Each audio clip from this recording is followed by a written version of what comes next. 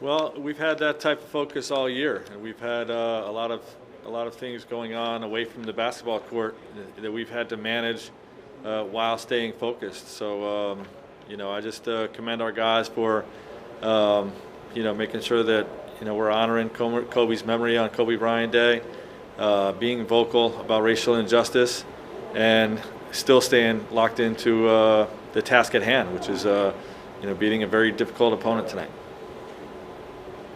And Frank, just in lieu of the events in Wisconsin tonight, what have you seen from your players throughout this time in the bubble as they try to react to the various things that have been going on socially and representing for racial injustice and things along those lines? How does that hit you?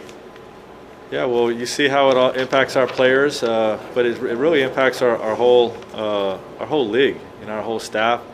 You see the coaches wearing the pins. These things can't keep happening.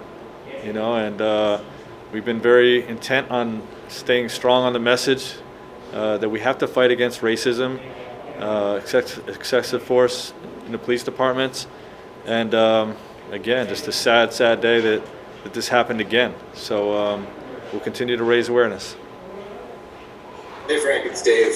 What correlation, if any, was tonight's result with the thought process and the honoring of Kobe Bryant for you guys? One of your stronger games all year. And then also, did you notice the score when it read 24-8 in your guys' favor?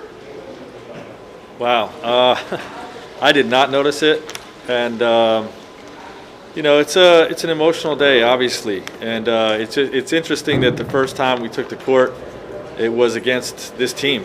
The first time we took the court after Kobe passed and Gigi passed, it was against this team. So we lost that game. And, I think our guys probably carried a little bit more importance from that. Just wanted to make sure that we performed at a high level. And, we're able to just do a great job of that and play a great game. Everybody on the team did their job tonight. And they all contributed, and it was a great team win. Hey Frank, you guys have obviously been carrying Kobe's memory with you throughout this restart. It was the first time in months and months and months that you guys have played a game where Kobe's memory was such an overt presence in the signage around the arena, obviously the uniforms. How different was the emotional energy of this game because of all of that? And did it remind you at all, obviously you're in the bubble now, but did it remind you at all of some of those first games after the tragedy? It definitely did remind me of that. The emotional aspect did feel different than any other game we played since we've been in the bubble. Obviously Kobe is dearly missed, and it's to have a game on 8/24, Kobe Bryant Day. I think all of us in our whole organization, but in particular our players, felt that and carried that emotion onto the playing court. Tanya Ganguli? We're still mad about losing that first game. Do you see that from the players that even though you're up 3-1, they're still they're so mad about that? It's the care factor.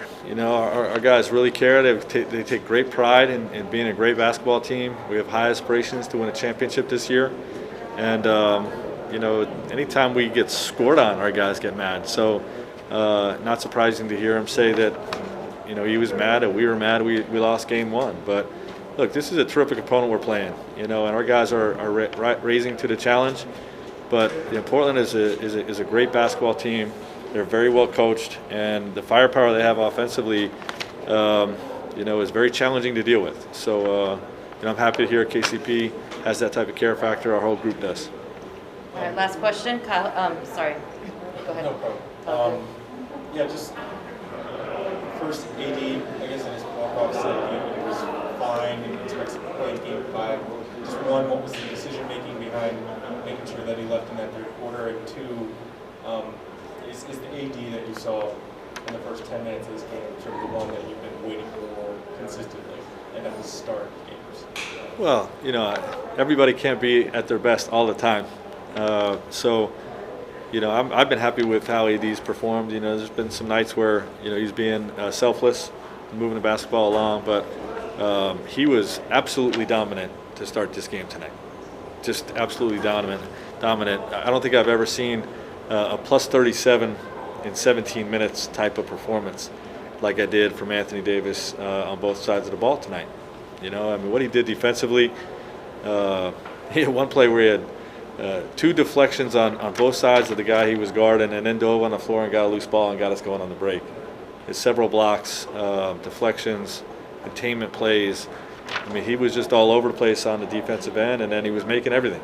So, you know, just a dominant performance to start the game for us.